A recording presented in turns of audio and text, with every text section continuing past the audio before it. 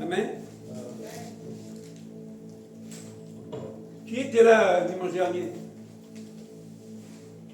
Avec moi? Ah non? Je me rassure. Et on a parlé de quoi dimanche passé? La stratégie. Qui a dit ça? Alors, et qu'est-ce qu'on a vu encore par rapport à ça? Découvrage. Bon, on a vu la stratégie. Pourquoi? Pourquoi il fallait établir une stratégie dans nos vies? Pourquoi? On a le droit de répondre, hein, c'est pas interdit. Mais ensemble, on doit comprendre certaines choses. Qui est marié ici? Donc moi, Luc. Bon, il y a plusieurs couples. Viens là. On va essayer d'imager un peu aujourd'hui, on va aller un peu à l'école nous tous. Il faut qu'on y arrive, hein? Le but c'est d'y arriver. Bon, si vous regardez Nuguette et moi, est-ce qu'on est les mêmes? L'apparence? Non. Quand moi je parle et elle parle, est-ce que c'est le même son? Est-ce qu'on parle pareil? Et pourtant, ça fait plus de 33 ans qu'on vit ensemble. Mais comment on a fait? Comment on fait pour vivre ensemble? Ah! C'est important, non? Il faut se supporter déjà. Ah non, mais on va tous participer. Pour moi, je ne fais pas la prédication toute seule aujourd'hui. Non.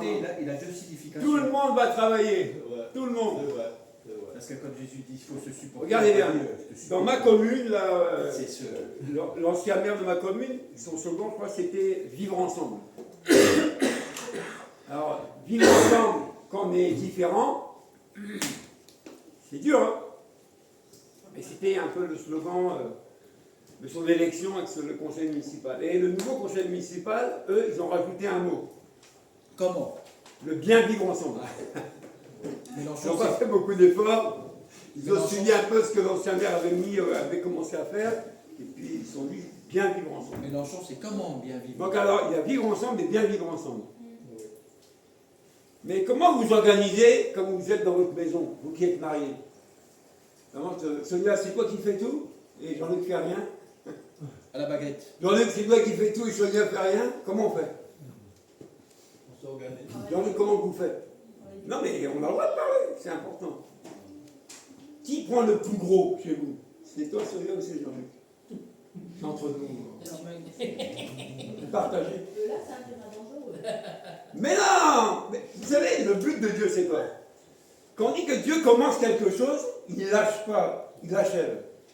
C'est-à-dire que notre marche avec Dieu, c'est une marche de tous les jours. Vous comprenez? Mais tous les jours, on se perfectionne. C'est ça l'objectif.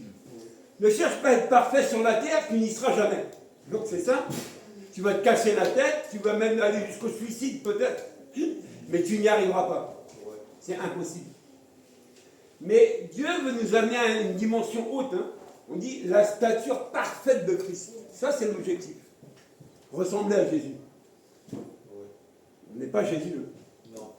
Mais notre objectif à nous tous, au bout d'un moment, c'est arriver à ce standing-là, le haut là. Ressembler à Jésus. Mais pour arriver là, il faut commencer quelque part. Vous êtes d'accord? Il faut qu'on commence quelque part. Quand tu ne connais pas Jésus, tu ne connais pas. Tu fonctionnes avec ce que tu sais, que ce que tu connais, et selon ta capacité. D'accord? Maintenant, quand tu acceptes Jésus, là, c'est une autre dimension. Parce que celui en qui tu as cru et tu acceptes, lui, il n'a pas de limite. Donc lui, il va t'amener à des choses folles que jamais tu aurais réfléchi, jamais imaginé. Ah oui. Si je rencontre mes collègues de Boisson, de Java, il y a X années, et je leur dis que je suis pasteur, mais Régis, il est devenu cinglé. C'est pas possible. Pour eux, c'est impossible que quelqu'un qui n'était rien devienne quelqu'un.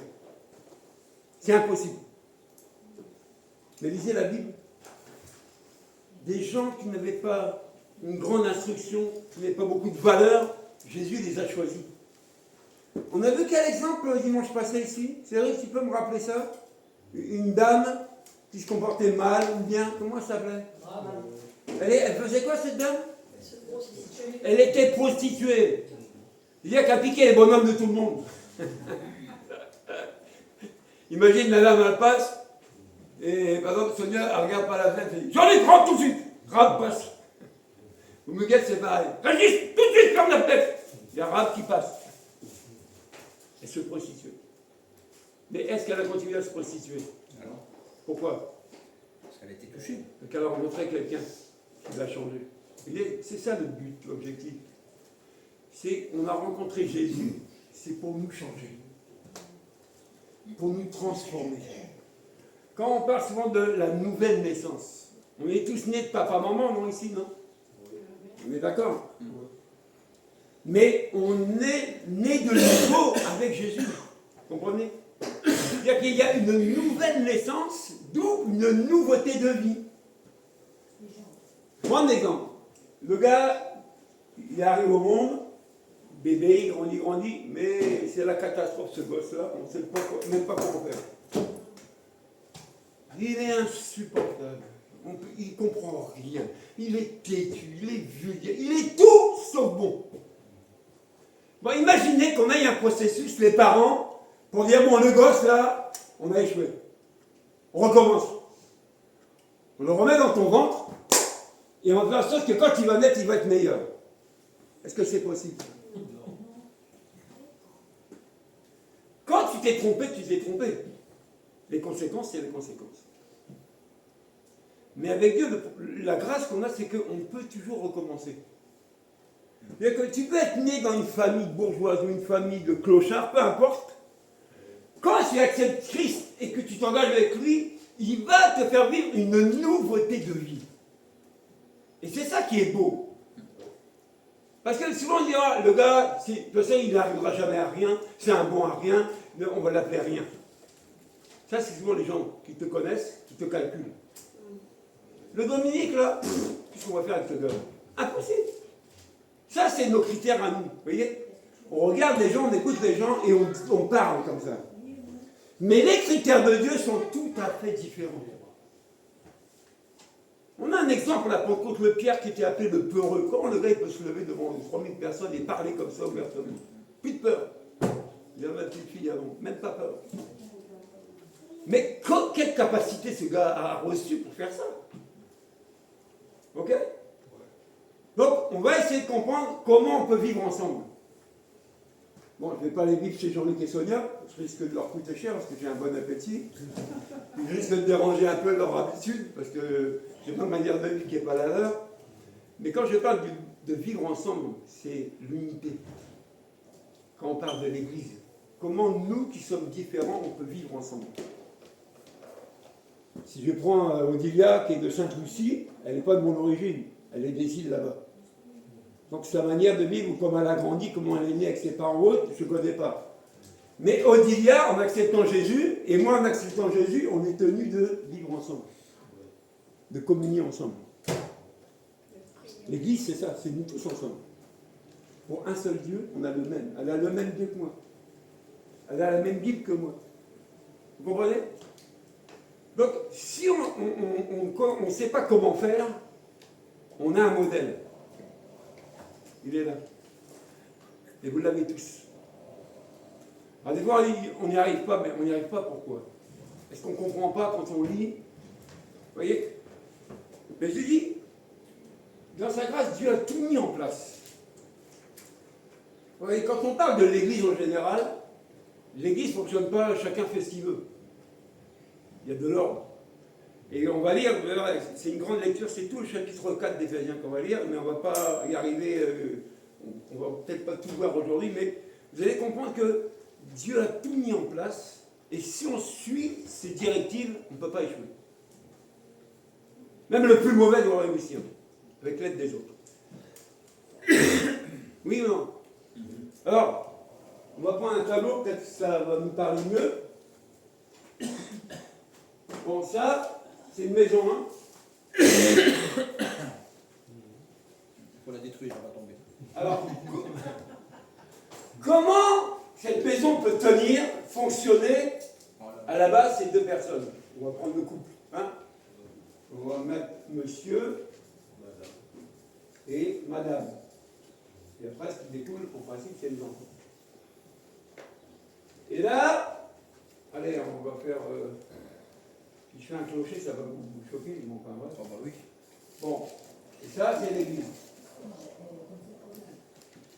Alors, comment l'église peut fonctionner avec à la base celui qui est là, qui est Christ, le chef, la tête, et ceux qui sont là, d'où on peut citer, tu peux me citer les 5 ministères? Le mystère, il y a le mystère des anges, il y a le Non, non, les 5 ministères. Comme Éphèse, tout ça. Éphésiens, les 5 ministères, 5 M. Pourquoi je vous dis ça? Parce que la base d'un foyer, c'est le père et la mère. Pour que le père et la mère réussissent, bibliquement, il faut qu'ils ne fassent un. Ok? Pour que l'église soit bien gérée, il faut que cela travaille et ne fasse qu'un. Pourquoi? Parce qu'il y a un seul Dieu. Il y a une seule foi, il y a un seul baptême, il n'y en a pas 50. Quand on parle souvent de l'unité du corps de Christ, pour y arriver, courage. Parce que chacun tire sa couverture. On ne se respecte plus, on ne s'apprécie plus. C'est moi et moi, rien que moi. Bon, je vais t'appeler moi. Si vous prenez l'exemple d'une maison, on va lire après, vous allez voir. Si vous prenez l'exemple d'une maison, c'est pas monsieur qui a toujours raison. Sur ça, on appelle ça de l'égocentrisme. Tout est centré sur toi. Il n'y a que toi qui commande, il n'y a que toi qui sais, il n'y a que toi qui parle, et tout le monde dit Amen. Si vous prenez ça, ça ne marche pas non plus. Une église avec une personne qui commande tout le monde, ça ne marche pas. Ça ne marche pas. Ça ne marchera jamais. Parce que tu n'es pas tout seul. Si vous prenez une maison, le monsieur n'est pas tout seul. Et regardez, comme Dieu est bon, qu'est-ce qu'il a dit dès la création? Je te ferai une aide semblable. Une aide. Donc, il faut être fou quand tu es marié de ne pas accepter l'aide de ta femme. Il faut être tapé. Ou alors, c'est que tu es courageux, tu veux tout prendre à ton compte. Donc, si c'est ça, ta femme ne sert à rien. Bon, pourquoi tu t'es marié, ça ne sert à rien. Franchement. Si on parle de l'église, si tu veux gérer tout seul, les autres, ils ne servent à rien. Donc, ils sont là pour meubler, pour donner de l'argent. Bon, c'est entre nous, mais ça arrive. Allez, on va prendre la Bible et on va essayer de détailler les 2 aspects.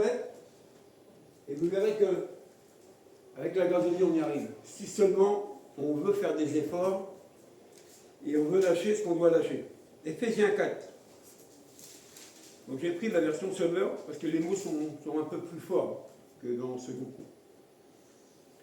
Et moi, l'intitulé de ce chapitre, c'est la vie de la nouvelle communauté. Communauté, assemblée, église, voilà. En gros, c'est ça. Comment vivre en communauté? Comment vivre ensemble? Alors, c'est l'apôtre Paul qui parle. Il dit, moi qui suis prisonnier à cause du Seigneur, je vous demande donc instamment de vous conduire d'une manière digne de l'appel qui vous a été adressé. Soyez toujours humbles, empreints de douceur et patient. Supportez-vous les uns les autres avec amour. Amen. Ça commence bien. Il dit, conduisez-vous d'une bonne manière. Qui a son permis de conduire ici? Si tu conduis bien, en principe, tu n'as pas d'accident. À moins que celui qui conduise mal te rentre dedans. Mais toi, pour toi, si tu as une bonne conduite avec ton véhicule, non seulement tu n'as pas de PV, de procès, et en plus tu ne connais pas la voiture. Donc tu conduis bien. Tu as une bonne manière de conduire. Oui ou non? Ouh. Par contre, si tu conduis mal, là c'est chaud. Moi mon permis je l'ai passé 3 fois. Tellement je conduisais bien, on m'a piqué à chaque fois. Annulé, annulé, annulé. Bon, Dieu a fait grâce. J'ai pu le repasser et le conserver jusqu'à aujourd'hui. Pourquoi? Parce que je suis né de nouveau et je conduis mieux qu'avant. Avant, je conduisais sous l'influence de l'alcool, de la drogue, maintenant c'est fini. C'est fini. Maintenant, je conduis avec l'aide du Saint-Esprit. Voilà. Et ça va beaucoup mieux. Regardez, quand une maison n'est pas conduite par Dieu, elle est conduite par qui? Alors je fais ce que je veux. Je n'ai pas besoin de tes conseils. Ça arrive que des gens échouent dans le mariage. C'est pas d'aujourd'hui que ça existe. Mais regardez ces personnes-là quand ils rencontrent Jésus. Bibliquement, il ne peut plus y avoir d'échec. Parce que tu es le meilleur conseiller maintenant. Le meilleur guide pour réussir. Le meilleur. Le problème, c'est comme celui qui conduit sans permis. C'est dangereux. Vivre sans Christ, c'est comme conduire sans permis. C'est dangereux. C'est pour ça que les jeunes gens, on les encourage souvent d'écouter leurs parents, d'écouter les conseils des anciens. Aujourd'hui, quand tu arrives à un certain âge, tu vois les vieux. Vous, les vieux, vous nous gavez, hein, les vieux. Mais quand ils se plantent, ah, papa avait raison, hein. Oui, mais tu t'es planté. Regardez comment on doit conduire, bien se conduire. C'est détaillé. Hein. Pour bien se conduire, il dit, soyez toujours humble, pas orgueilleux. Moi, rien que moi. Il dit, sois humble. Il dit quoi? Empreint de douceur et de patience. Oh, ça, c'est des bonnes qualités. La douceur, la patience. 4. Combien? 2. Ayez de la douceur et de la patience pour bien conduire. Conduire qui? Conduire quoi? Conduire l'église. Conduire ton foyer. Si tu tapes toujours du poing là, sur ta maison, on va avoir peur de toi tout le temps. Comment tu vas faire? Ça existe, hein? La maltraitance dans les foyers. Si à l'église, c'est pareil. Tu tapes sur les brebis tout le temps. Mais ça, c'est rien, ça, c'est le début. Hein. Il dit, supportez-vous les uns les autres avec amour. Si monsieur et madame ont du mal à se supporter, c'est qu'il y a un problème avec l'amour. Oui ou non? Oui. Si là on a du mal à travailler ensemble, à se supporter, c'est qu'on a un problème avec. Parce que l'amour, c'est le lien de la personne. Et aimer, c'est quoi?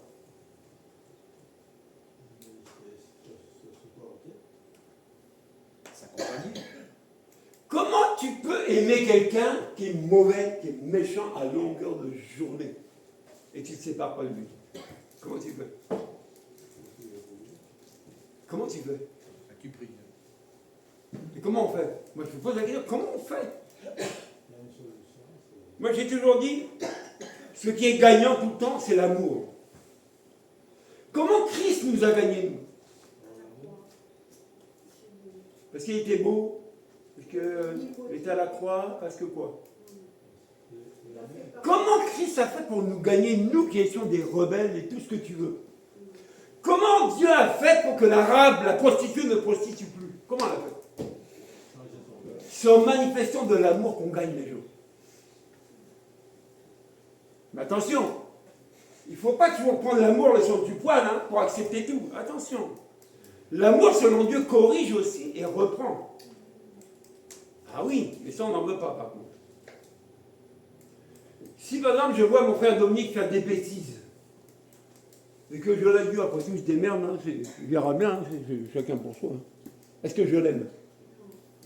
Tu m'aimes pas. Je l'aime pas.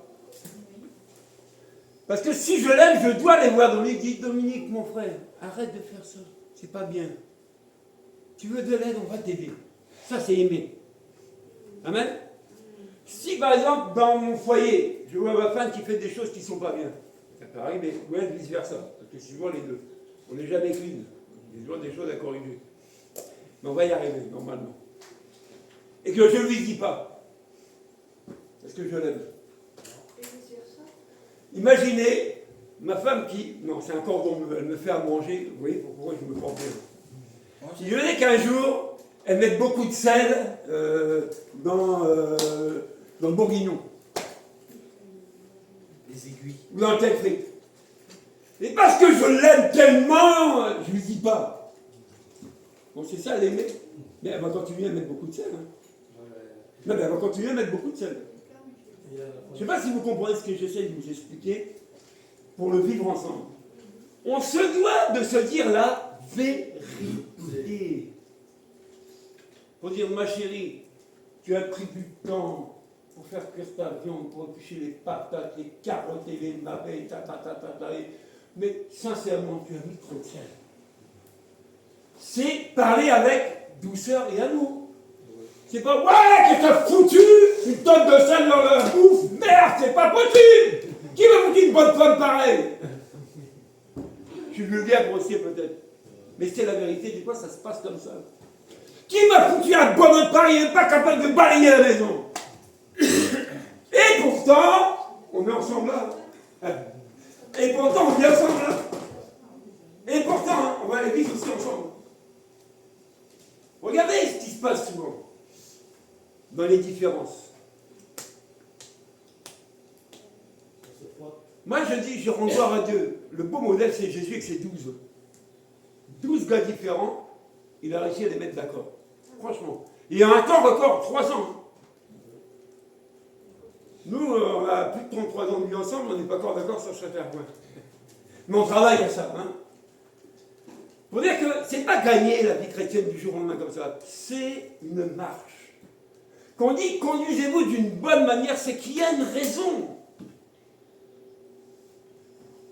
Quand on parle de la maison, là, je ne vis pas tout seul en haut d'une montagne. Hein.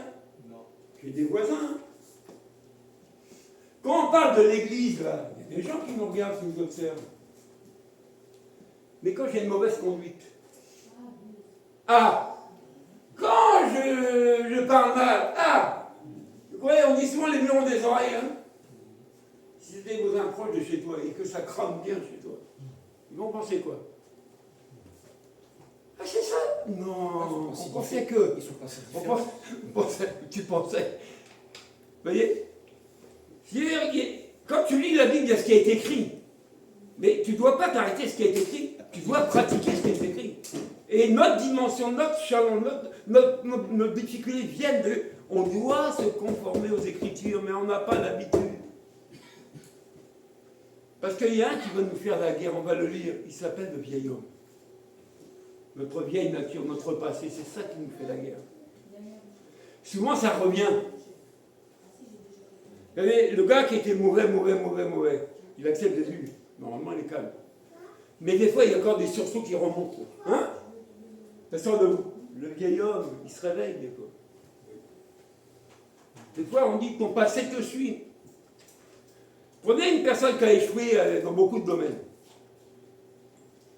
Souvent, ses échecs, quand il est devant une situation qui est difficile, ses échecs vont lui parler. T'as vu, hein? Bah regarde, ça recommence. Tu vas encore te tromper. Vous voyez, les échecs. Où tu avais mal fait les choses et puis ça a chauffé. Devant une situation qui va être à peu près pareille, ce qui s'est passé avant, ça va revenir à ton esprit pour te dire, t'as vu, tu vas encore tomber. Et ça, notre problème à nous tous, c'est notre passé.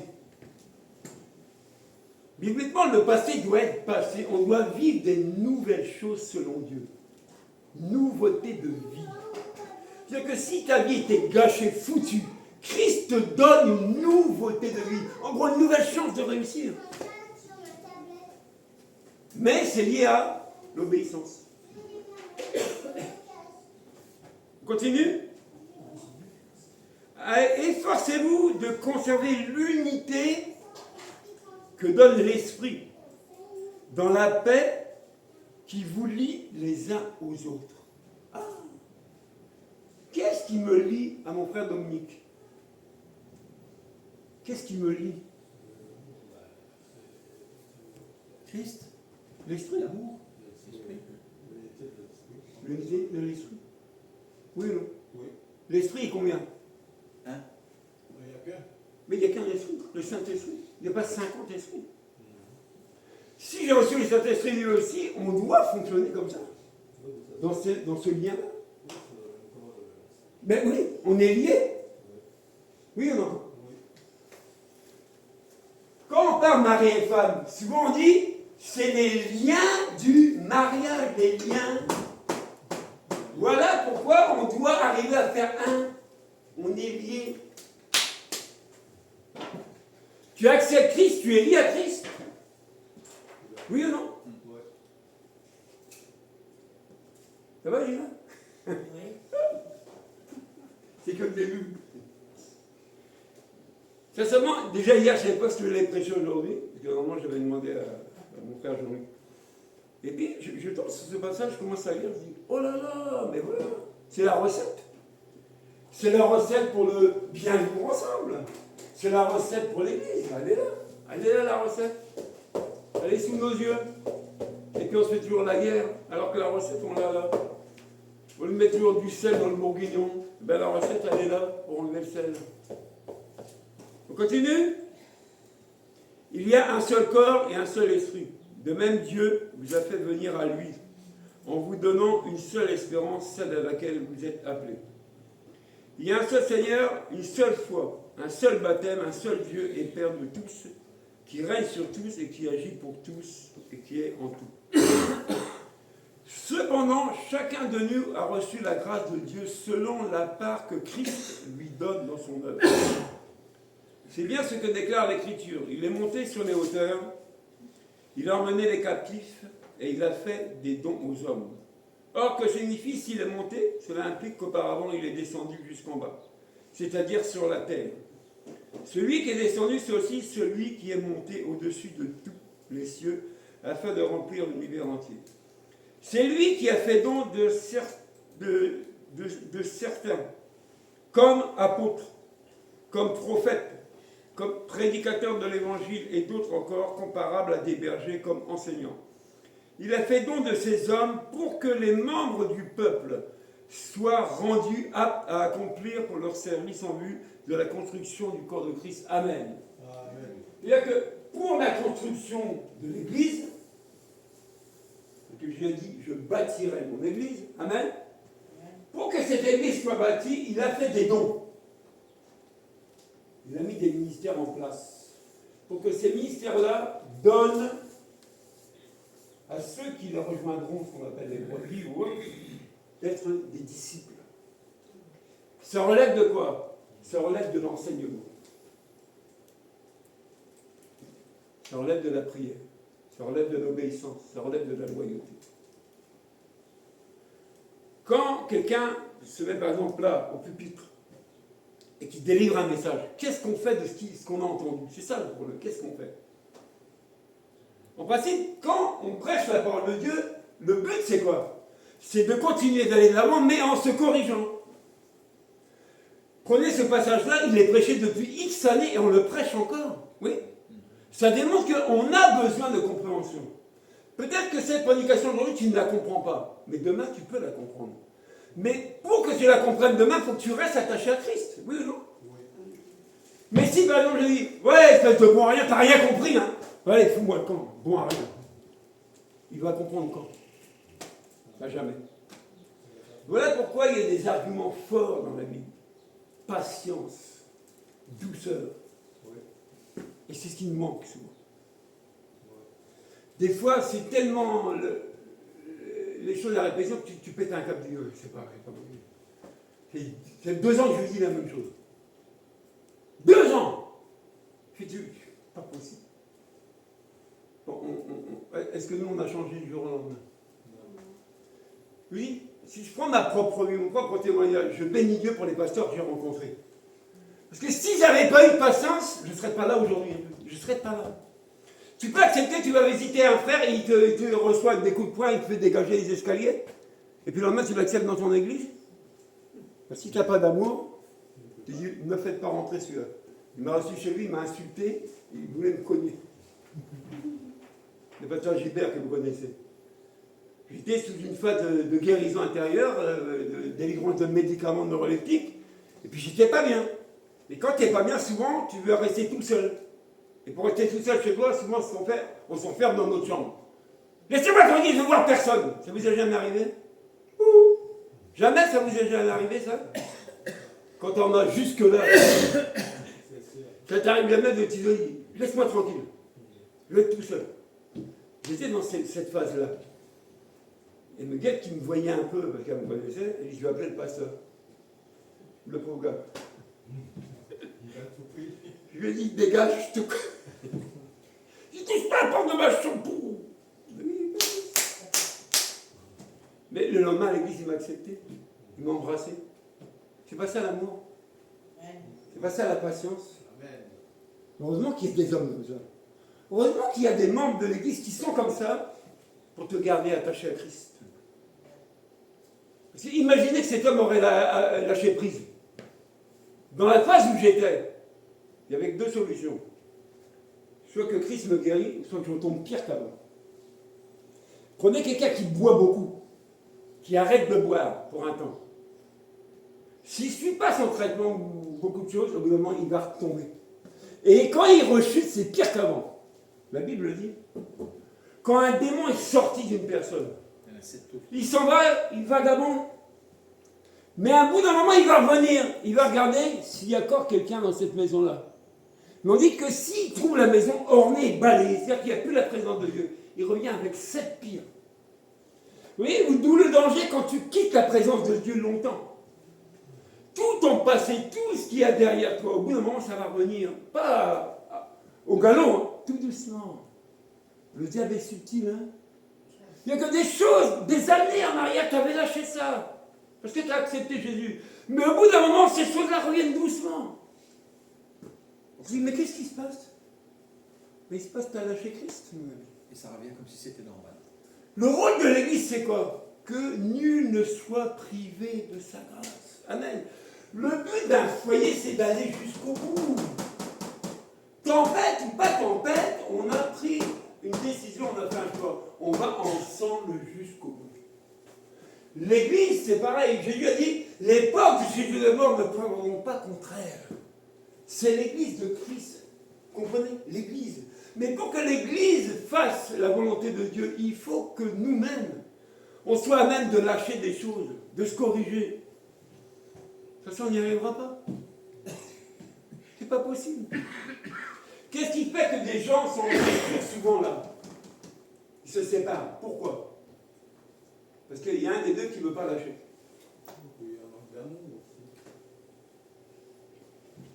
Et comme le temps passe, du bon moment, la décision est prise. Bonsoir, Clara. Eh oui. On continue. Ainsi, nous parviendrons tous ensemble à l'unité. Ah, vous voyez, si déjà, ce qu'on a compris au début du texte, on arrive à cette dimension-là, il dit, on parviendra tous ensemble. Il n'y a pas un qui n'y arrivera pas. De bien vivre ensemble. Dans la foi et dans la connaissance du Fils de Dieu, d'où, pour connaître bien le Fils de Dieu, il faut être à la merci de l'enseignement de cela. Aujourd'hui, c'est difficile parce que les gens disent qu'ils connaissent mieux que toi, ils savent mieux que toi. Ils n'ont pas besoin de toi. Dis allons-y. Tu n'as pas besoin de nous. Il n'y a pas un enfant qui a grandi tout seul comme ça, hein. Ça ne marche pas. Tu grandis toujours avec quelqu'un. Même si tes parents t'ont placé ou même si t'ont abandonné, tu trouveras des grandes personnes pour te faire grandir. Oui ou non? Tu as déjà vu un gosse qui sort du ventre de sa maman, il va grandir tout seul? Ça n'existe pas. Quelqu'un qui accepte Christ, il ne peut pas grandir tout seul. Aujourd'hui, le slogan c'est oui, le Saint-Esprit l'enseignera. Il n'y a pas que le Saint-Esprit. Et les hommes, on en fait quoi? Parce que s'il n'y a pas besoin des hommes, ben ça, on n'en a pas besoin. C'est Christ, le Saint-Esprit et les brebis. Et là, ça serait le beau foutoir, moi, je vous dis. C'est comme la maison. Si madame n'a pas besoin de monsieur, ben que je démonte tout ça. C'est dur, vous voyez, les femmes, maintenant il y a souvent les mamans solo. Là. Elles en bavent, hein, parce qu'elles sont toutes seules pour élever l'enfant. C'est dur. Déjà à deux, elles ont un enfant. Mais tout seul. Là, tu te vois toute seule, élever ta fille toute seule. C'est la cata. Déjà à deux. Mais tout seul. C'est dur. L'église, c'est pas, tu vois tout seul tout faire. C'est pas possible. Mais on a du mal avec ça. Alors, où on était, voilà.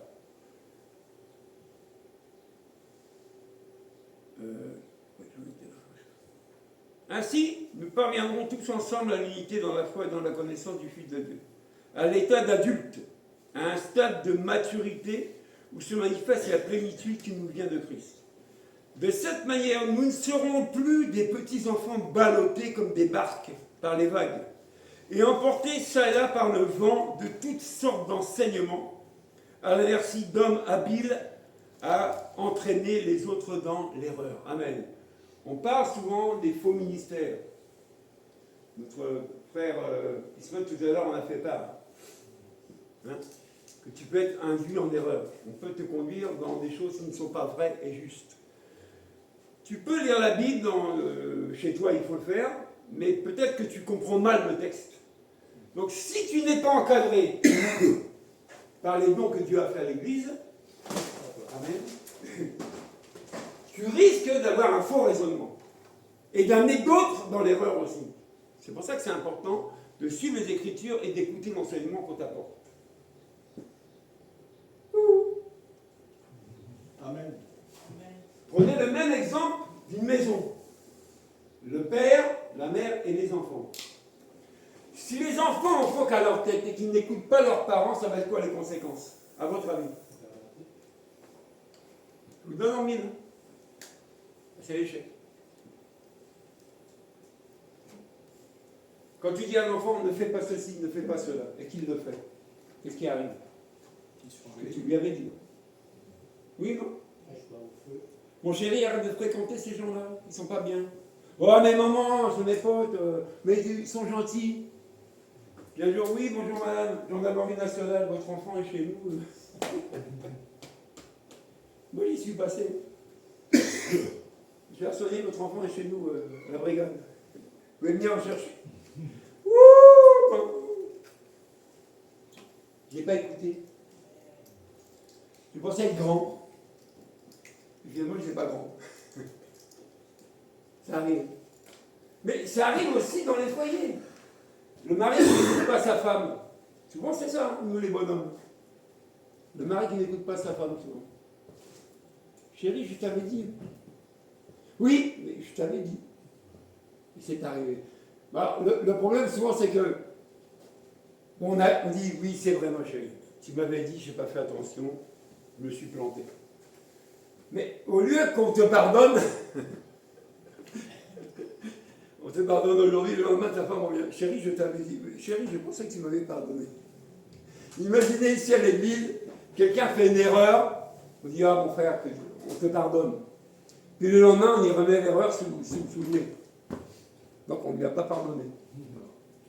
Imaginez que Christ à la croix te prenne un jour dans ton sommeil et te fasse une liste de tout ce que tu as fait de mauvais, de mal. Moi, je ne souhaite pas de passer par là. Un jour, Dieu m'a fait grâce dans une guérison. Je suis resté 3 jours éveillé, les yeux ouverts, 3 jours. Les yeux fixés sur mon plafond.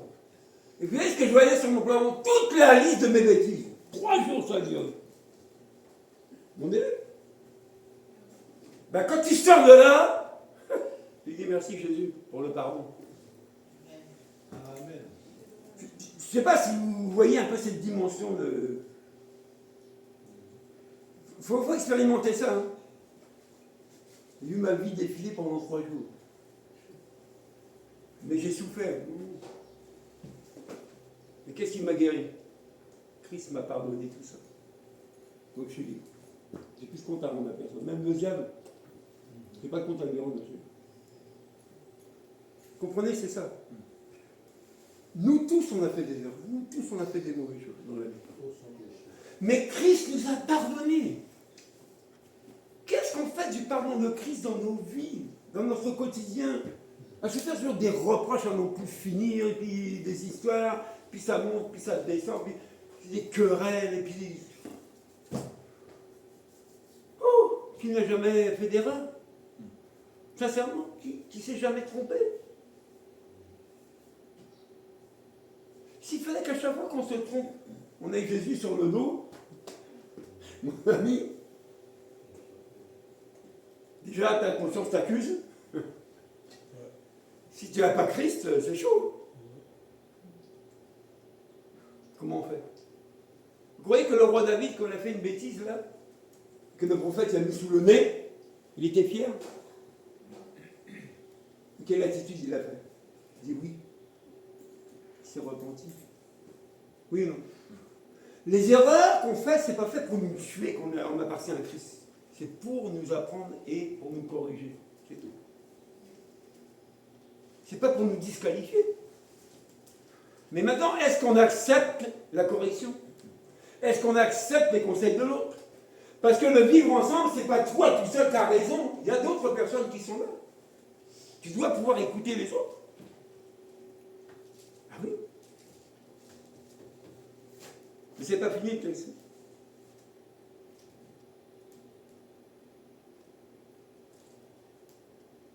Il a fait don de ces hommes pour que les membres du peuple soient rendus aptes à accomplir leur service en vue de la connaissance et de la construction du corps de Christ. Donc je passe.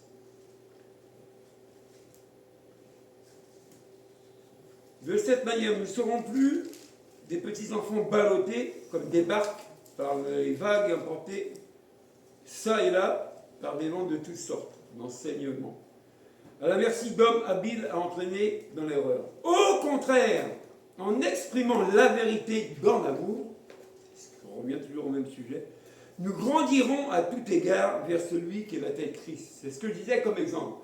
Si Muguette me fait un bon bourguignon, et qu'elle me met une tonne de sel, et que je ne lui dis pas, je ne corrige pas. Il faut que j'aille dire à Muguette, tu as mis trop de sel au bourguignon, ma chérie. Mais dans l'amour. Hein? Non? Puis elle te dit, si t'es pas content, t'as qu'à aller manger ailleurs. T'es pas content? Ben va bouffer chez le voisin. Voilà. Ça te plaît pas mon repas? Ben va manger chez l'autre là-bas. C'est qui te fait les beaux yeux là-bas. Conduis, là! La prochaine fois, tu te débrouilles. Bon, c'est un discours de quoi ça? De païen? Dessous. Ou d'enfant de Dieu? On n'aime pas être repris. Hein. Quand tu es adulte, tu n'aimes pas. Regardez, hier, moi j'ai fait une expérience et j'ai béni Dieu. Ça m'a fait du bien. On était là, on dit on va évangéliser. On prie tout ça, je dis bon allez, on s'en va à Montdidier. Et dans la voiture, on fait le tour de Montdidier pour voir un peu les points stratégiques qu'on va situer. Et à un moment, on va sur un parking. Et puis Dominique commence à mettre sa guitare, on met le drapeau Jésus sur la voiture, et puis je sentais pas son droit, je sais pas bien. Et Jean-Luc qui est là, il dit il faut aller au centre-ville, il y a du monde. C'est lui qui me dit d'aller là-bas. Hein? Alors c'est moi qui dis on va évangéliser, comprenez bien. Et on arrive au centre-ville, et Dieu merci, la cerise sur le gâteau, on était garé juste en dessous de l'hôtel de ville, de la mairie, et il y avait un mariage. Et ils ne nous ont pas chassés. Et on a fait une louange et on a évangélisé beaucoup de personnes. Si je faisais mon orgueilleux moi, j'écoutais pas Jean-Luc. Et je persistais, là sur le parking. Il n'y avait rien. Vous voyez, écouter les autres, c'est gagnant. C'est pas pour me valoriser ou me diminuer, c'est pour dire qu'on doit travailler ensemble. L'idée de sortir de l'osée était bonne, mon choix était mauvais. Vous comprenez ça? Mais si je ne fonctionne pas comme ça, mais on n'a pas de résultat. Vous comprenez? Si par exemple, monsieur et madame décident de faire des travaux dans la maison, et que le choix de monsieur est mauvais, et qu'il n'écoute pas madame, les travaux c'est de la cata. Elle n'a pas de réussite. Ne mets pas de compliment. Regardez, juste un exemple. Moi, dans mon esprit, je disais à Muguette, on va faire des peintures, ceci, cela, et puis le carrelage, on fera plus tard. Le sol. Mais ça veut dire que je vais rentrer mes meubles, et un an après, je vais les ressortir pour faire le carrelage, alors que là, il n'y a rien dedans. C'est le bon moment de le faire, vous comprenez? Mais si je m'obstine dans ma pensée, mais je vais souffrir. Mais c'est qu'elle a raison. Il vaut mieux patienter même encore un an. Et rentrer les meubles avec un beau carrelage, au moins c'est fini. Les peintures, après, ça gêne pas. Vous comprenez ça? Mais ça y va de quoi? On colle d'abord, on échange, et on décide. C'est ça la réussite. Quand on parle de l'unité dans le corps du Christ, c'est on échange, et on va décider. J'ai retrouvé un document de 2015. On était à l'époque chez Jean-Luc, il y avait Sonia, Jean-Luc, Huguette et moi, quand on a créé l'association. On a passé des jours, c'est casse-tête à créer les statuts, tout ça. Ah, c'est compliqué. Mais il y a ce que moi j'avais apporté dans ma vision des choses, il y a ce qu'eux, ils ont décidé. Vous comprenez ? Il a fallu qu'on se mette d'accord et qu'on vote. On fait l'association, mais on ne la fait pas. On ne pouvait pas la faire, tout seul je ne peux pas. Mais en se consultant, ça a été dur, mais on y arrivait. La preuve, on est ici aujourd'hui. Vous voyez, c'est dans la consultation qu'est la réussite.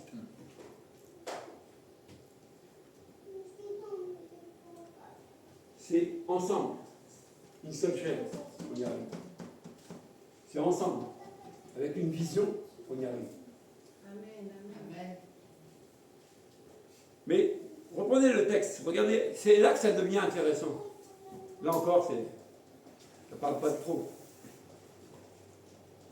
On dit que c'est de lui que le corps tout entier tire la croissance pour s'affermir dans l'amour. Sa cohésion et sa forte unité lui venant de toute une articulation dont il a pourvu, pour assurer l'activité attribuée à chacune de ses parties. Voici donc ce que je vous dis, ça c'est l'apôtre Paul qui donne encore un conseil, ce que je vous déclare au nom du Seigneur, vous ne devez plus vivre comme les païens, comme les non-croyants. Paul dit, vous ne devez plus vivre comme eux. Eux, ils ont une manière de vivre, ils ne connaissent pas Jésus. Toi, tu as Jésus, c'est une manière différente. Pourquoi ? Parce que tu marches en nouveauté de vie. Tu ne marches pas comme avant, tu marches nouvellement, selon Dieu. Ça va ? Tu m'appelles ? Non, mais c'est ta besoin. Vous voyez ce qu'il dit ? Ils ont, en effet, donc les païens non-croyants, ils ont l'intelligence obscurcie et se sont étrangers à la vie que Dieu donne, à cause de l'ignorance qui est en eux et qui provient de l'endurcissement de leur cœur. Ayant perdu tout sens moral, ils se sont livrés à l'inconduite pour se jeter avec frénésie dans toutes sortes de vices. Vous pouvez demander à mes... Là, dans mon village, il y a plein de jeunes gens. Ils boivent, ils se droguent, ils font ce qu'ils veulent. Un, sa femme est partie, le deuxième, sa femme vient de la foutue dehors, ça fait que ça. Pourquoi ? Parce qu'ils vivent, ils ont l'intelligence obscurcie. La Bible dit que nous, avant, on était ténèbres. Vous comprenez ? Les gens qui n'ont pas Jésus sont ténèbres. Et ce passage est fort, il dit qu'ils ont des vices. Vous comprenez ? Va souvent dans les inconvertis, à un repas, ils parlent de quoi souvent ? De la cuisse, du jupon. Ça, c'est monnaie courante. Non, mais ils parlent de sexe souvent. Ou alors, ils se mettent à picoler. Ou alors, ils disent du mal du voisin. Ça, c'est leur manière de fonctionner. La Bible dit, nous, non. On ne peut pas rester avec ces gens-là. Pourquoi ? Parce que si tu restes trop longtemps avec des gens comme ça, ce qu'ils font, ça va t'influencer. Et au bout d'un moment, tu vas dire comme eux. Tu vas penser comme eux. Tu vas boire comme eux. Parce que ces influences-là sont mauvaises. Dans le psaume, il dit ne pas rester à côté des moqueurs. Regardez, si quelqu'un veut arrêter de boire, c'est bien. C'est une bonne résolution. Et que le gars dit, moi j'arrête de boire. Mais je continue à aller au bistrot. Au bistrot, il y a quoi ? Il y a des gens qui boivent. Lui, il vient au bistrot, il dit non, moi je ne bois plus. Hein. Bonjour, ça va? Oui. Un café, un diabolo. Combien de temps? Mais au bout d'un moment, il a dit un demi, un pastis, un whisky. Mais je croyais que tu buvais plus. Le problème, il est là. Les gens de ce monde ont une influence. Il y a un jour un monsieur, je ne sais pas si tu l'as connu, vous l'avez connu, c'était le mari de Madly. Comment ça s'appelait? Marseillais. Et il me disait, tu sais Régis, les gens qui sont méchants, mauvais, dégagent quelque chose d'eux. Le gars n'est pas chrétien, mais il a vérifié que quelqu'un qui est mauvais, il dégage des ombres. Rendez-vous compte, lui, il a vérifié ça. Donc nous qui avons le Saint-Esprit, c'est comme un phare, amen. Ça doit nous avertir, attention, on ne va pas là-bas. Il y a un piège. Gina, tu te rappelles de l'invitation qu'il y a eu au restaurant là-bas à Montdidier? Elle peut le témoigner. On l'a invité à un repas dans un bistrot, tout ça. Elle pouvait y aller. Et au bout d'un moment, en question, je lui ai dit non. Et heureusement, ça s'est fini comment? En bagarre.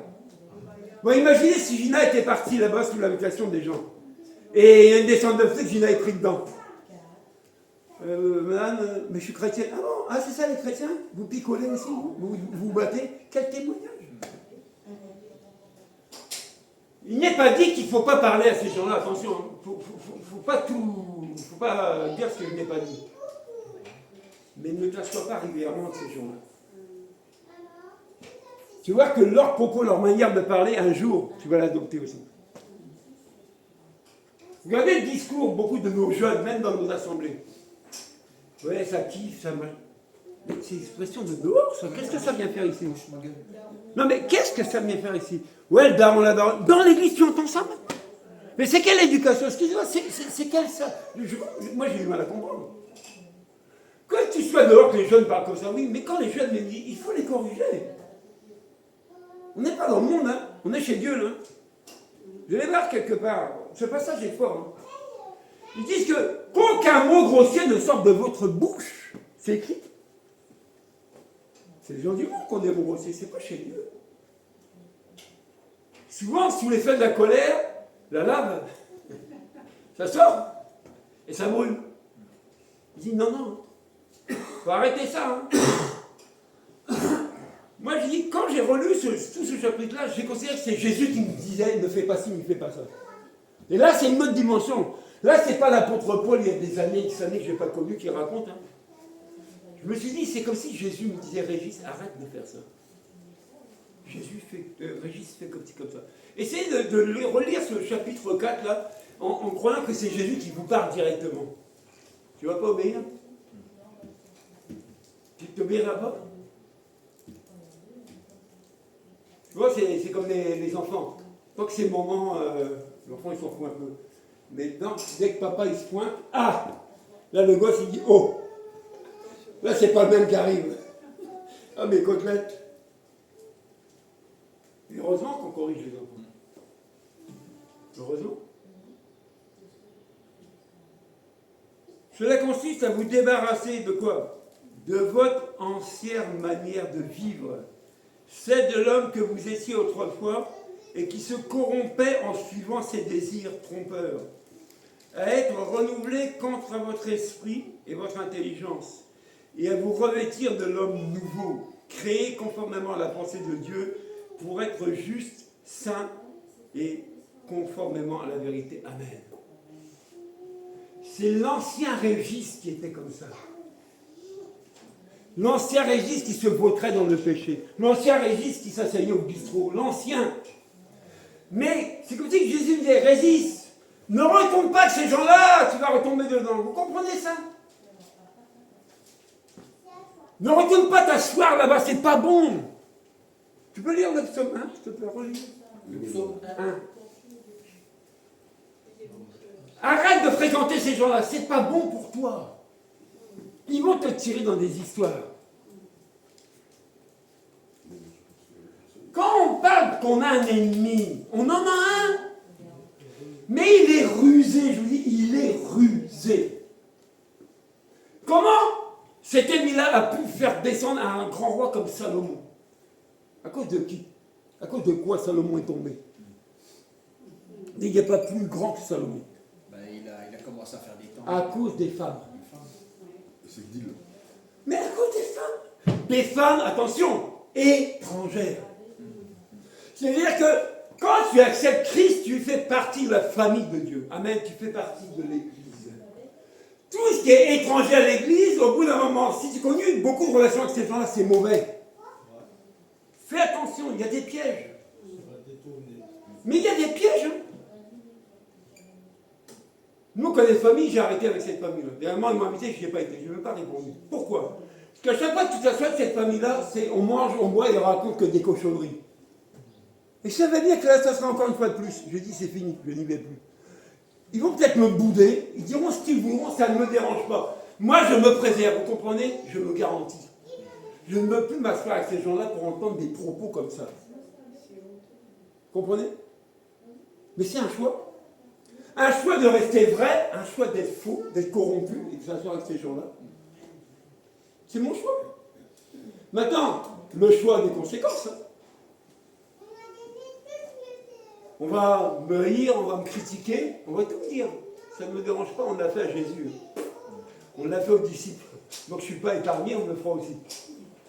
Mais si j'ai fait ce choix-là, c'est pour me préserver dans la sainteté, pour ne plus me corrompre. Est-ce que vous réalisez les choix qu'on fait? Quand c'est un repas qu'on appelle souvent repas de famille, moi je conseille, allez-y. Pourquoi? Parce que tu as Christ, tu as la responsabilité d'amener le salut dans ta famille. Ne dis pas non. Mais des gens étrangers qui ont l'habitude de vivre comme ils vivent, si c'est pour le salut, vas-y. Mais si c'est pour faire comme eux, n'y va pas. Nous sommes un. Dis fort. Alors, heureux l'homme qui ne marche pas selon le conseil des méchants, qui ne s'arrête pas sur la voie des pécheurs, et qui ne s'assied pas en compagnie des moqueurs. Heureux. Heureux la maison qui fonctionne comme ça. Heureux l'église qui fonctionne comme ça. Heureux. Mais il n'y a pas plus heureux que ça. Parce que je vous dis, nos choix là ont des conséquences. On ne réalise même pas qu'un jour, Jésus, le Jésus, je ne le vois pas, mais en qui je crois, je vais le voir face à face. Parce que c'est ça qui nous attend. Vous comprenez? Ça, on a oublié ça. On a oublié ça. Il ne faut pas oublier, parce que ça viendra. Il y aura des récompenses. Hein. Il y a plein de textes qui en parlent. Soyons plutôt renouvelés. La Bible dit renouvelés dans l'esprit, dans l'intelligence. Mais si je ne fréquente pas l'assemblée des saints, comment je vais être renouvelé? Si je fréquente des gens de mauvaise vie et que je viens qu'à l'église une fois de temps en temps, comment je vais être renouvelé? Comment? Mais c'est pas possible, c'est impossible. Impossible. Je dis à Dominique, depuis 25 ans, je sais pas combien d'années d'église, je crois que sur les doigts de ma main, je peux compter les dimanches que j'étais absent. Pas beaucoup. Parce qu'on doit comprendre, quand tu viens ici, tu ne viens pas seulement pour venir, tout ce que tu entends là, ça rentre en toi. Et ça fait son œuvre, parce que c'est la parole de Dieu. Vous comprenez? C'est ça qu'on n'a pas compris. On dit que la parole de Dieu, elle est esprit et vie. Bien que tu lis une lettre là, mais il y a l'esprit de Dieu. Et quand ça rentre en toi, ça fait ce pourquoi elle a été donnée. Mais si tu te refuses à ça, tu vas changer comment? Tu vas rester dans ton raisonnement. Ou alors un jour, on va t'inviter chez des faux, comme dit souvent le serviteur Jean-Luc. Et les faux, ils sont aussi subtils et malins pour t'attraper dans l'erreur. Oui. Maintenant, est-ce qu'on veut être vrai? Ou est-ce qu'on veut être faux? Parce qu'il n'y a pas de milieu. C'est soit tu décides d'être vrai avec tes faux penchants, tout ça, c'est rien. Dieu ne veut pas te faire grâce, il te changera. Il prendra le temps, mais il fera. Soit tu veux être double. Ça ne dure pas longtemps. On y va? Est-ce que ça va? Bon, on n'aura pas fini aujourd'hui, il y a trop, la liste est longue. Voilà. Mais c'est pour nous, notre bien, pour notre réussite. Hein? J'en étais où? 24. Voilà, 25, allez. Bah, maintenant 25, oui. C'est pourquoi, débarrassez-vous du mensonge, que chacun dise la vérité à son prochain.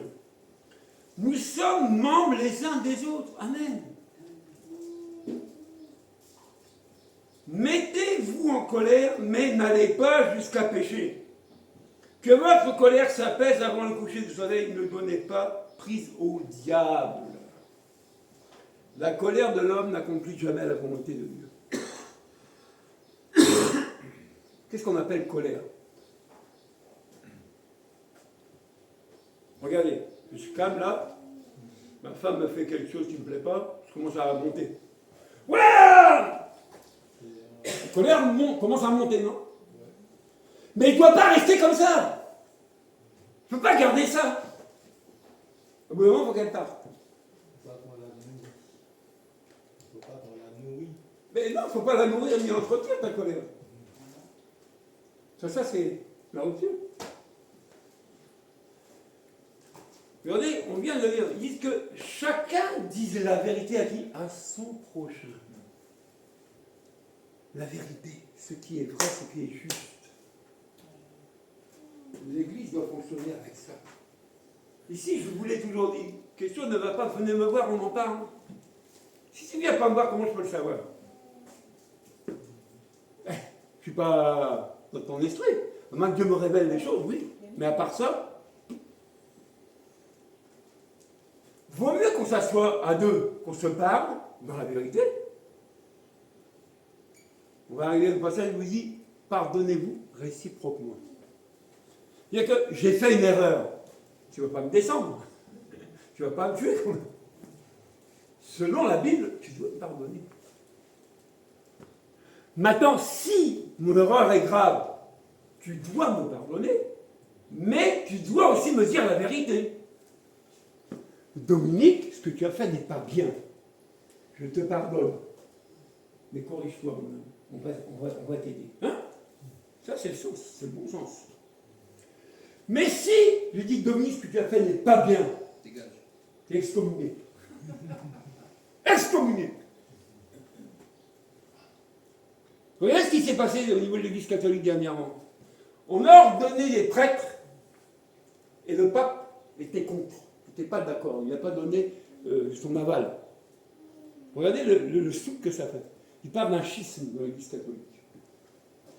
Parce qu'il y a un certain organisme religieux ont consacré des hommes prêtres, alors que dans le monde catholique, il faut que ce soit le pape qui décide.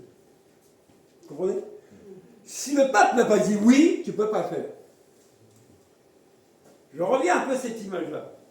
On prend l'Église, les 5 ministères. Quand il y a une décision à prendre, si eux n'ont pas dit oui, tu ne peux pas faire. C'est dangereux. Jean-Luc, tu es d'accord avec nous ou pas? Si, il y a un exemple de la Bible. Il y a un exemple dans la Bible. Il y en a plusieurs. Pourquoi? Parce que ce qui a été donné à l'Église pour la construction, l'édification, tout ça, ils en sont responsables. Hein. Donc, si eux jugent bon que c'est non, ben c'est non. Et souvent, le non, ça ne plaît pas. Souvent, on m'a rapporté qu'un frère, dans la foi, a quitté une assemblée, il est parti faire ce qu'il a à faire. Mais les gens de l'assemblée n'ont pas validé son départ comme ça. Et oui, que c'est dangereux de partir comme ça et d'aller faire quelque chose.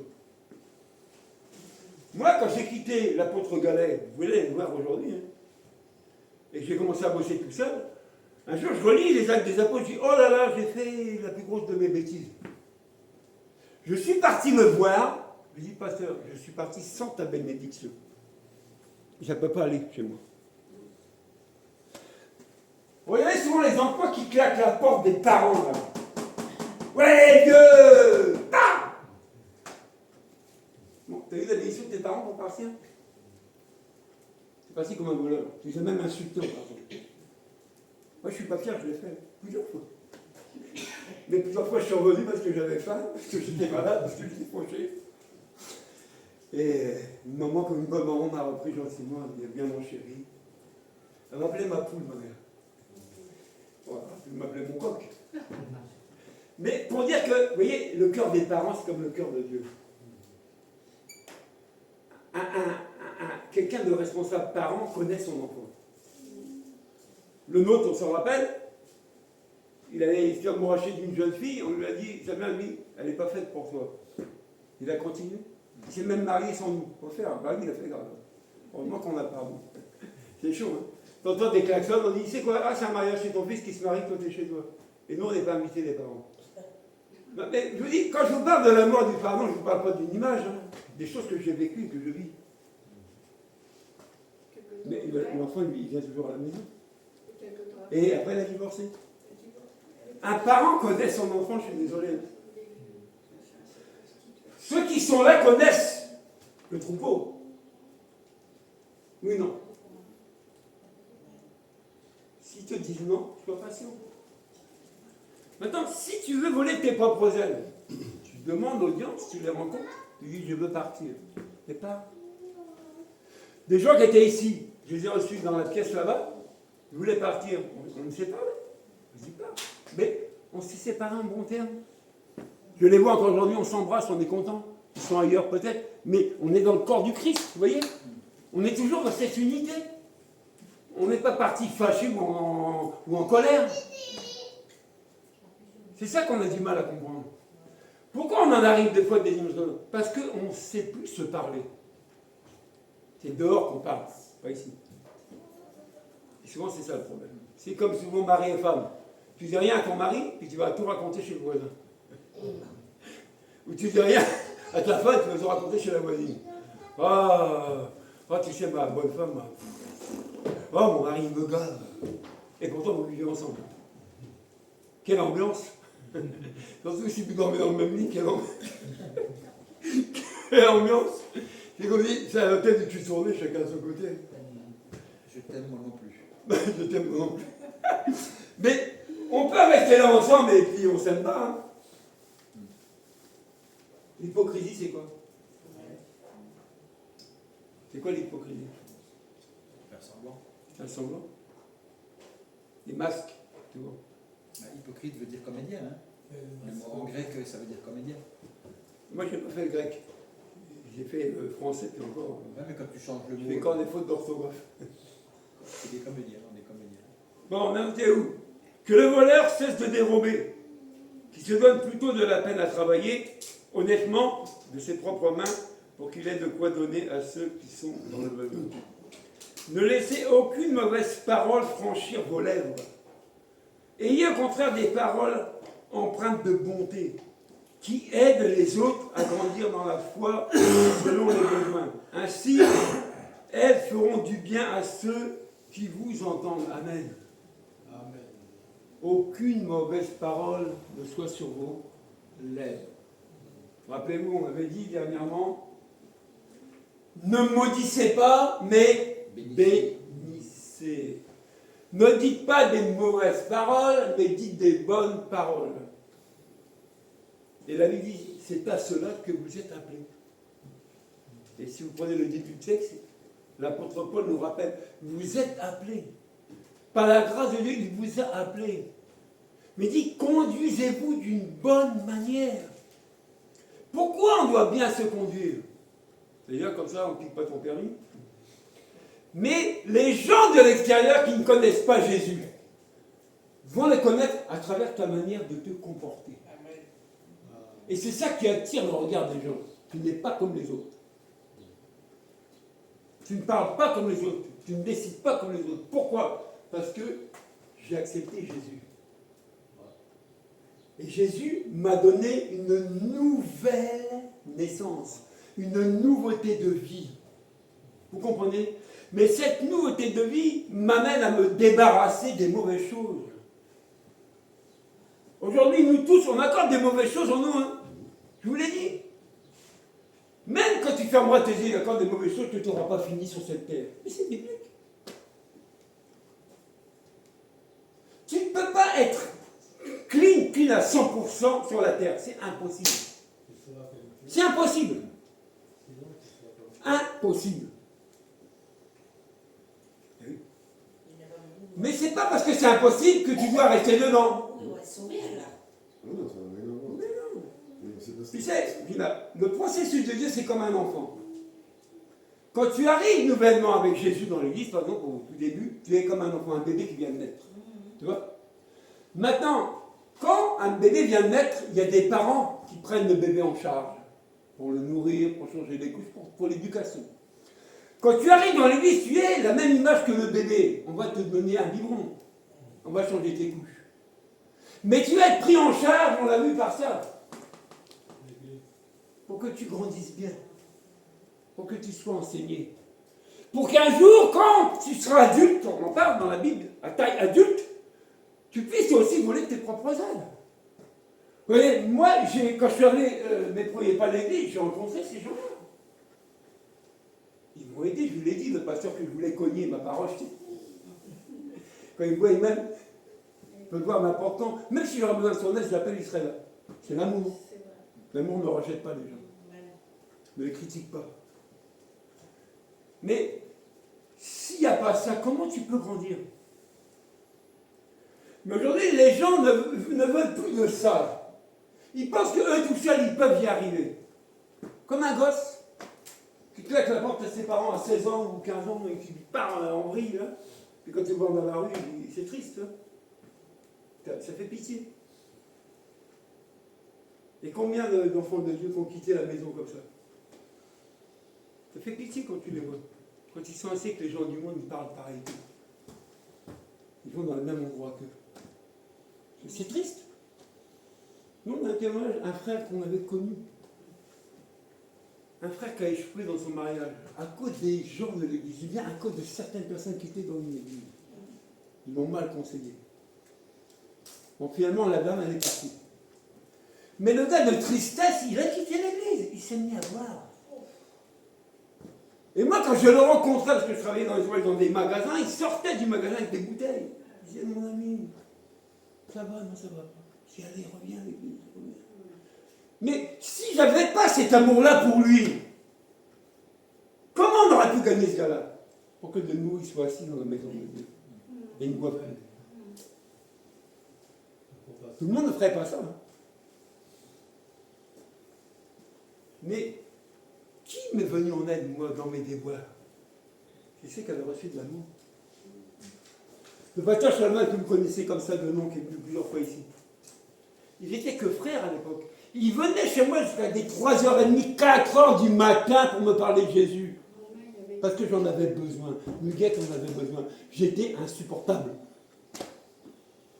S'il n'y a pas des gens qui se donnent comme ça pour les autres, comment on va faire? La Bible dit que Christ s'est donné pour nous. À nous de nous donner pour les autres. Ça, c'est l'amour. Mais aujourd'hui, tu as ton petit plan à toi, ta maison à toi, tes choses à toi, tu n'as pas de temps pour les autres. Ben, c'est quel amour? C'est quel amour? Parce que tu ne fais rien pour les autres. C'est ça le problème. On dit, il n'y a pas de plus grand amour que de donner sa vie pour les autres. C'est-à-dire que quand tu as du temps pour toi, tu sacrifies ce temps-là pour l'autre. Dieu, qui est dans les cieux, dit, je note ton action. Regardez, on était vendredi ici, on a prié. On était samedi évangélisé, on est dimanche aujourd'hui encore là. Alors qu'on a plus des activités, des maisons, des choses à faire. Mais on a fait ce sacrifice de temps pour Dieu. Mais ce n'est pas un sacrifice inutile, hein, c'est payant. Parce que quand tu sèmes selon Dieu, ça mettra du temps. Et tu moissonneras. Vous vous rappelez l'exemple que j'avais dit une fois, quand j'étais à Puy-la-Vallée, Muguette avait acheté des graines de différentes fleurs. Hein, j'avais mis sur mon parterre et ça ne poussait pas. J'ai commencé à crier que le vendeur de graines m'avait volé et vendu de la cochonnerie. Puis un jour, ah, surprise! Les fleurs commençaient à pousser. Là, j'ai eu le coup encore cette année. Mais je me dis, ça me corrige, ça me fait du bien. S'il n'y avait pas ça, j'ai du mal à corriger. La vie dit que la nature va vous enseigner. L'an dernier, j'avais mis des haricots, je vais semer des haricots, ça ne pousse pas. On me donne un conseil, lui, il trempelait dans l'eau, replante-les, machin, bon. J'écoute et ça ne pousse pas, je n'ai pas eu d'haricots l'an dernier. Cette année, Muguette me dit, fais comme ça. Vous voyez, Muguette me dit, fais comme ça. Ma femme me dit, fais comme ça. C'est pas elle qui me gère, c'est moi. Mais elle me donne un conseil. Comme quoi? Je sais ce qu'elle me dit, et comme tout bon bonhomme, il n'y a rien qui pousse. Alors, je dis tes conseils, hein, je veux te les garder. Normalement, des haricots mis en terre, c'est 10-20 jours pour que ça lève. Bientôt, un mois, il y a rien. Non, mais là c'est pas possible. On a acheté des graines de qualité, on a payé cher. J'ai mis, comme elle m'a dit, il n'y a rien. Et un matin, elle vient, parce qu'elle a fait le tour comme moi, elle dit, regarde, la terre est en train d'éclater, là. C'est l'haricot, comment ça sortait? Vous voyez la patience? Mais aujourd'hui, tous les haricots sont sortis, sont comme ça. Ah, la patience. Cette année, j'aurai des bons haricots. Coco. Vous voyez? Comment nous on est pressés? On fait une chose, on regarde tout de suite si ça a marché. Dieu agit en son temps. Le temps lui appartient comme ta vie. Ne sois pas pressé. Le changement, c'est lui qui te le fait. On dit que le vouloir me faire ne nous appartient pas. Ça lui appartient. Moi, je voudrais qu'on comprenne ce matin, c'est qu'on a des choses à se débarrasser. On n'a pas lu tout, hein. Peut-être ça va faire tard. On va vite aborder un truc et on va verra la semaine prochaine. Il dit, ne laissez aucune mauvaise parole franchir vos lèvres sur même. N'attristez pas le Saint-Esprit de Dieu, car par cet esprit, Dieu vous a marqué de son sceau, comme sa propriété pour le jour de délivrance. Ah ben non, on va s'arrêter là. Quand on fait de mauvaises choses, on attriste quelque chose qui est important. Le Saint-Esprit. Tu parles mal, tu attristes le Saint-Esprit. Tu penses mal, tu attristes le Saint-Esprit. Ça, c'est dangereux. Parce que ton guide, là, c'est le Saint-Esprit. C'est lui qui te conduit dans toute la vérité. Celui qui révèle des choses, c'est le Saint-Esprit. Il dit, il vous donnera ce qui est à moi, il vous le donnera. Si on l'attriste, au bout d'un moment, il ne donne rien. Donc tu es un chrétien vide. Tu as attristé le Saint-Esprit au point des fois de l'éteindre. Il y en a qui l'ont même éteint. Comme les enfants peuvent attrister les parents. Exactement, comme un enfant doit attrister ses parents. Et les parents ne donneront plus rien. Quand on attriste le Saint-Esprit, c'est la même image. On coupe le robinet à gauche. On ne lui donne plus rien, on ne lui paye plus rien. Débrouille-toi, garçon. Le robinet, chez papa, maman, est coupé. La porte est fermée. Le Saint-Esprit nous parle comme ça.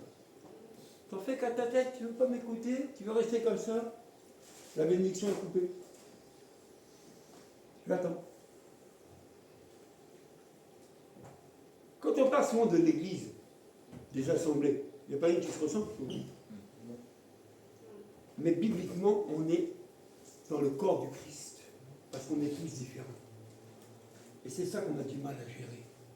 Les différences des uns et des autres, on a du mal. Ah oui, l'église là-bas fait ça. Et pourquoi nous on ne fait pas? Mais on fait. Pas quand même, mais on fait. Vous comprenez? C'est-à-dire que la vision que Dieu donne à certaines personnes n'est pas la même partout. Mais l'objectif est le même. Il faut sauver les gens qui sont perdus. Ça, c'est le même objectif.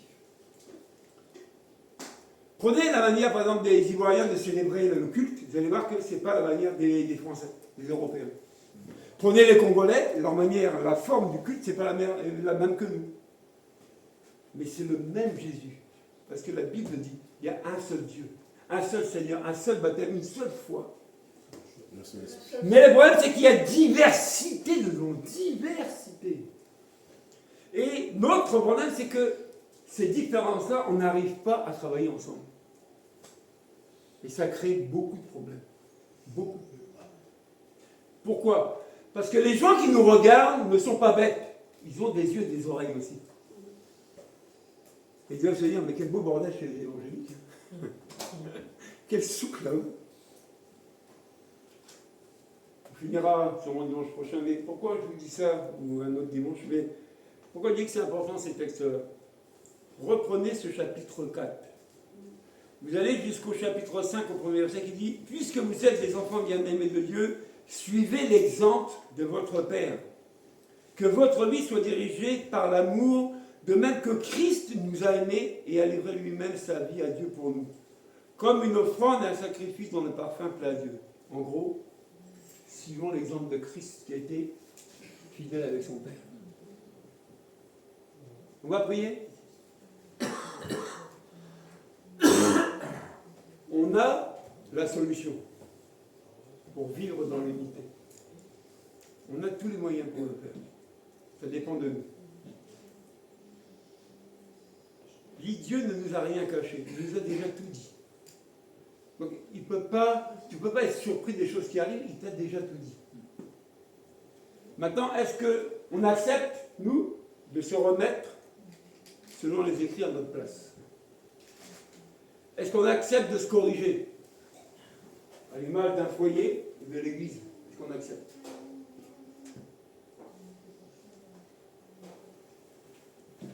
Seigneur, nous te bénissons pour ta grâce.